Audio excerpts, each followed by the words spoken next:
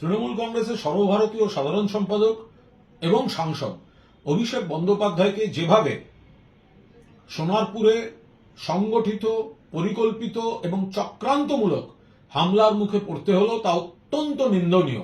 আমরা দলের তরফে এর তীব্র নিন্দা এবং প্রতিবাদ করছি। কোথায় ছিল পুলিশ, কোথায় ছিল প্রশাসন যখন তিনি যাচ্ছেন একজন সাংসদ আগাম জানিয়ে দিয়ে কার উপর হামলা হচ্ছে? হামলা হচ্ছে একজন সাংসদের উপর, একটি দলের সর্বভারতীয় সাধারণ সম্পাদকের উপর, এবং যিনি একজন দক্ষ সাংসদ বলে প্রমাণিত, এবং দেশের একটা খুব প্রয়োজনের সময় যখন সারা পৃথিবীতে বিভিন্ন সাংসদদের প্রতিনিধি দল পাঠানো হচ্ছে, তখন যিনি তার অন্যতম মুখ ছিলেন, দেশের অন্যতম মুখ ছিলেন, সেই অভিষেক বন্দ্যোপাধ্যায়কে যেভাবে নিগ্রহ করা হয়েছে, ঠান্ডা মাথায় করা হচ্ছে, এটা হচ্ছেটা কি? তাহলে পুলিশ কি করছিল? কেন্দ্রীয় বাহিনী কি করছিল? একে তো ওখানে পোস্টপোল ভায়োলেন্স দেখতে যাওয়ার সময় তৃণমূল কংগ্রেস নেতৃত্ব তারা যদি কোনো ঘোষিত কর্মসূচি দেন, সঙ্গে সঙ্গে সেখানে একটা জমায়েত করে রাখা হবে এবং তাদের আক্রমণ করা হবে, কুৎসিত আচরণ করা হবে, সেটা ফেসবুকে ভাইরাল করা হবে। এটা তো একটা অত্যন্ত গণতন্ত্র বিরোধী, ফ্যাসিবাদী, স্বৈরাচারী শক্তির একটা গভীর ষড়যন্ত্রমূলক প্রক্রিয়ার মধ্যে চলে যাচ্ছে। রাজীব গান্ধী প্রয়াত, তাকে যেরকম সরকার পরিবর্তনের পর তার নিরাপত্তা তুলে নেওয়া হয়েছিল, কমিয়ে দেওয়া হয়েছিল, এবং তারপরে জনগণের মধ্যে ঢোকার পর কি সর্বনাশ হয়েছিল সেটা আমরা সবাই জানি।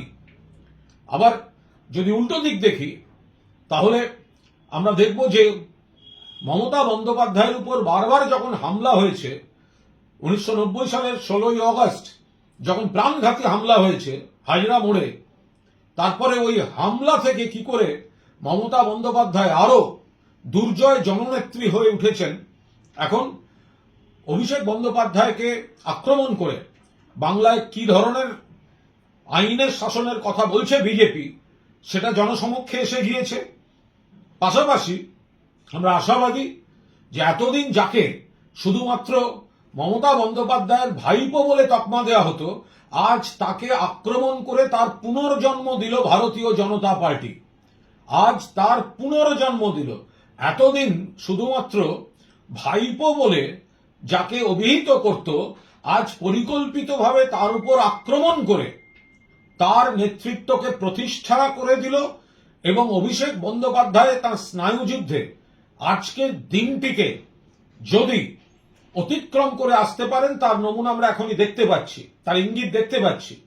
তাহলে আজ থেকে অভিষেক বন্দ্যোপাধ্যায়ের এবং তৃণমূল কংগ্রেসের আর একটা নতুন অধ্যায়ের শুরু হলো। আমরা তৃণমূল কংগ্রেসের যারা সৈনিক তারা এই বিশ্বাস রাখছি, একদিকে বিজেপির এই ভয়ঙ্কর আক্রমণের তীব্র নিন্দা, অন্যদিকে এই হামলার পরেও অভিষেক বন্দ্যোপাধ্যায় যেভাবে তার মানসিকতা দেখিয়েছেন, সারা দেশের সামনে যেভাবে বিজেপির এই হামলার চক্রান্তমূলক আচরণের মুখোশ খুলে গিয়েছে, এখান থেকে যদি মমতা বন্দ্যোপাধ্যায়ের নেতৃত্বে তৃণমূল কংগ্রেসকে নতুন করে প্রতিষ্ঠা করার লড়াইতে অভিষেক বন্দ্যোপাধ্যায়কে এক নতুন চেহারায় দেখা যায়, সেই আশা তৃণমূল কংগ্রেসের তরফ থেকে থাকছে।